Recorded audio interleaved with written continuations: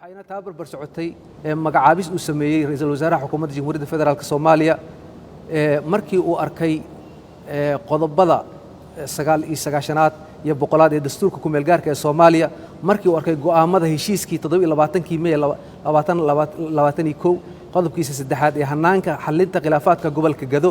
xubintiisa C oo qeexaya magacaabidda guddiga dib u heshiisiinta Gado oo ka kooban dawladaha xubnaha ka ah dawladda federaalka oo aysan ku jirin Jubbaland markii uu tixgeliyay baahida loo qabo in la dardargeliyo geedi socodka doorashooyinka markuu garwaaqsaday inay muhiim tahay in dib u heshiisiintu la sameeyo arrimaha Gado ay aad muhiim u tahay ra'iisul wasaaraha xukuumadda Jamhuuriyadda Soomaaliya waxa uu magacaabay qodobka koowaad magacaabis xubnaha hoos ku qoran kow mudane maxamed cali caadle wasiirka arrimaha gudaha ee Hirshabeelle labo maxamed cabdiraxmaan dhabanacad wasiirka arrimaha gudaha iyo federaalka ee Puntland أحمد مدوبة نونو وزارة قرشين كوفر قلبت صوماليا يا آدن عثمان حسين وزيرك بوسطة إسقارسين قلمدو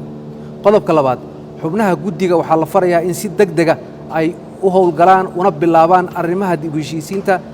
يجوا ولا تشيا الله سمعنا يدمان إن عيدا أي دبوشين تو أي قصيصو قلب كسدحات جودية مرك أي هوله هذا جودريان وحاجة جوانا دي تطبيق لبعتن كي مي